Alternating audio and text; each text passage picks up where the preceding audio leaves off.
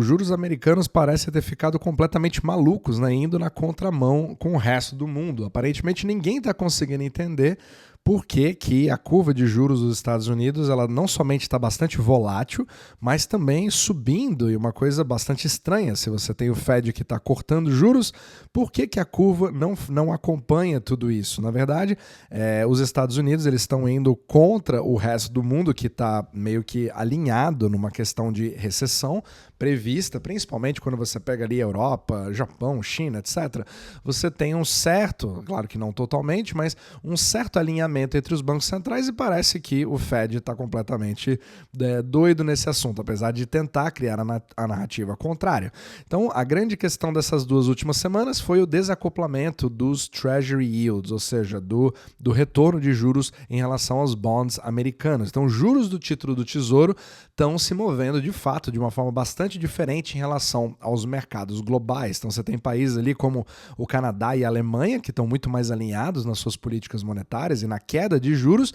Os Estados Unidos, pelo outro lado, está com uma total volatilidade e isso, segundo uma análise do Jeff Snyder, é devido à postura confusa do Federal Reserve. Então, a grande questão aqui é que o Fed, ele demonstra, pelo menos para o mercado, que já percebeu isso há muito tempo, que o Fed ele fica naquela dependência de dados, data-driven, data-dependent, certo?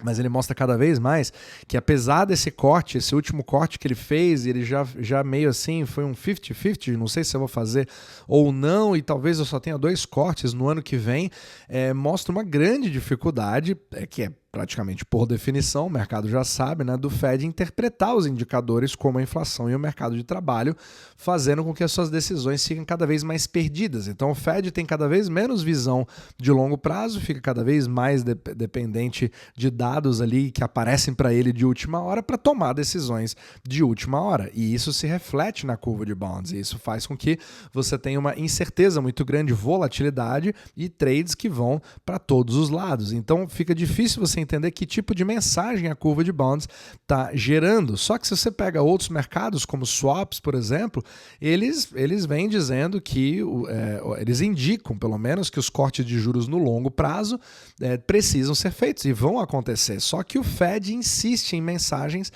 que não refletem essa realidade. Então, segundo o Jeff Snyder, ele está criando uma volatilidade desnecessária. Poderia estar mais alinhado com o que os outros bancos centrais já estão fazendo, mas você cria todo um drama, uma telenovela, como se os Estados Unidos fossem um país completamente isolados e que vão crescer fazendo um soft landing e que você não tenha nenhum tipo de efeito do que acontece no exterior. E a gente sabe que isso não acontece dessa forma. Então você já tem todo um histórico de mudança de narrativa que você percebe pelo Fed, apesar dele tentar criar uma coesão entre as falas, né, do Jerome Powell, mas ele declarou inicialmente que manteria os juros, entre aspas, altos por mais tempo, higher for longer, mas foi mudando progressivamente a sua posição à medida que a economia estava desacelerando. E o mercado já não comprava muito essa narrativa do Fed, né, vendo que provavelmente as taxas iriam cair. Só que a grande questão é uma ideia, é uma concepção que é criada pelo Fed, que o mercado já sabe que ela não funciona, chamado de term premium, ou seja, é uma fórmula matemática criada pelo Fed e pelos bancos centrais de que a minha mudança da taxa de juros oficial do Fed, que é a de curtíssimo prazo, o overnight, RRP, etc., né, que é o Fed Funds Rate, ele vai automaticamente fazer todo o resto da curva ficar segui-la, certo? Então, se eu aumento, toda a curva vai aumentando como se fosse uma escadinha. Eu falo em detalhes isso nos meus capítulos de domingo, você pode seguir, né, para você entender um pouco mais. Só que tem um grave problema aí, né? Os juros simplesmente não fazem isso dessa forma. Só que é uma coisa que você aprende, é como se fosse a aula principal de bancos centrais. O term premium é uma fórmula matemática na cabeça deles de que se eu tenho um juro X e eu aumentá-lo, todo o resto da cadeia vai aumentar também proporcionalmente. E quanto maior for o prazo, então, sei lá, o de 1 ano vai ser um pouquinho maior do que o de 6 meses, o de 2 anos vai ser um pouquinho maior do que o de 1 ano, o de 5 anos vai ser um pouco maior do que o de 2 anos, e assim por diante, porque quanto mais prazo você precisa segurar, mais risco existe, e aí você precisa desse term premium, o que faz sentido. Em princípio deveria acontecer isso, mas não acontece porque o Fed acha que ele é o centro do universo, mas ele é somente periférico. Então você não consegue controlar isso. Caso contrário, você nunca teria uma inversão de curva de bonds como você tem exatamente hoje. Só que para piorar a situação, o fato da curva americana estar invertida, o que sugere, né, recessão ou preocupação ou compra excessiva de bonds, justamente pelo medo que você tem de alguma coisa acontecer no mercado. Então você não quer emprestar para o mercado real, mas prefere comprar títulos da dívida pública americana para obter segurança e liquidez, coisa que eu sempre falo aqui no podcast. Você tem uma interpretação dessa inversão da curva do Fed dizendo a seguinte coisa: não, isso na verdade é uma excelente notícia, porque significa que as pessoas elas têm uma expectativa de melhoria em relação ao futuro, porque ao longo do tempo esse term premium vai acabar entrando na jogada e essa curva vai acabar voltando. Então a gente tem uma expectativa de melhorias para o futuro, o que é totalmente sem noção, né? Isso simplesmente não está baseado na realidade da forma que os juros realmente funcionam.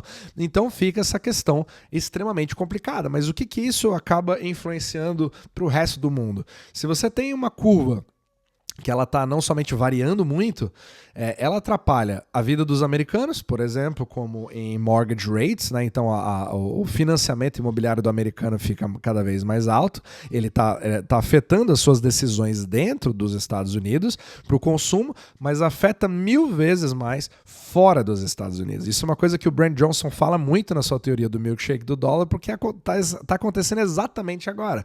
Você suga a liquidez do mundo quando você vê uma curva nos Estados Unidos que fala: meu Deus do céu, o que eu prefiro fazer? Eu prefiro emprestar no Brasil a 14 ou eu prefiro emprestar nos Estados Unidos a quase 5 em dólar, fugindo do risco cambial com muito mais segurança, para onde toda a liquidez já está indo? E isso aumenta a potência do milkshake. Então isso atrapalha cada vez mais a capacidade de entidades fora dos Estados Unidos de captarem recursos, fazendo com que você literalmente cria aquele ciclo, né? Aquele ciclo vicioso, né? pro mal nesse sentido. Então, só que tudo isso é uma das formas que o Fed tem de atrapalhar todo esse processo, ou até estimular o milkshake do dólar, querendo ou não, dependendo de como você vai interpretar isso, né? Como uma política simplesmente doméstica, mas que afeta o mundo inteiro. Infelizmente, essa é a forma que o Fed mais tem de poder influenciar o que acontece ao redor do mundo.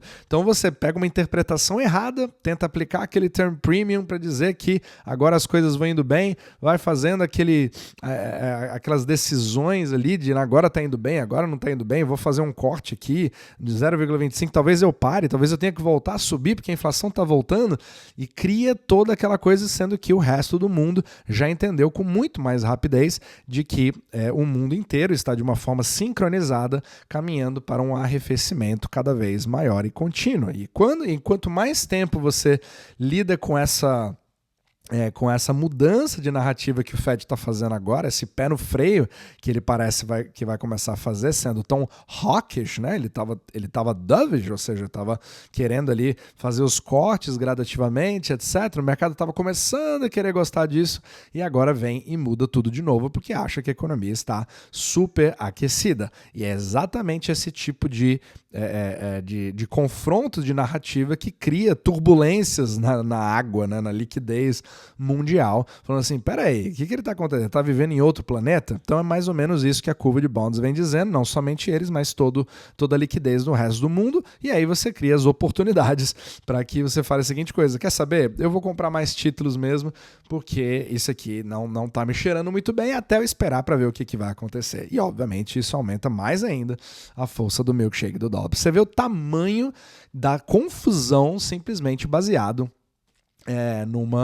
numa entrevista, né, ou num press conference que é feito ali pelo Jerome Powell para dizer o que ele espera. Então as palavras são mais importantes do que os juros. Então mesmo que você corte juros, que foi exatamente o que aconteceu na última reunião, né, você pode até falar assim, mas Renan, eles cortaram juros 2 vezes, ele cortou ali 0,5, 0,25, mais 0,25, ele está cortando.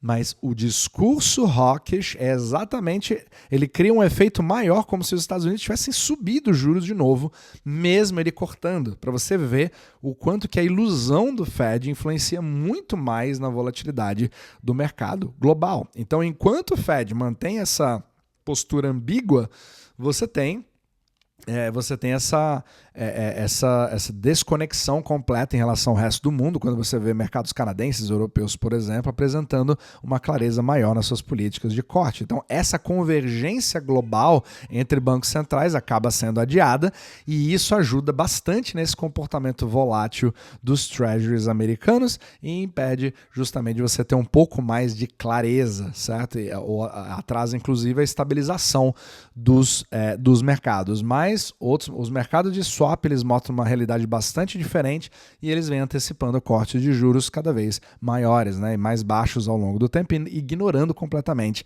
a narrativa do Fed. Então vai ser muito interessante ver como que a curva de bonds vai reagir baseado nisso e se isso vai continuar criando ali uma desestabilização, principalmente para os primeiros meses do ano que vem.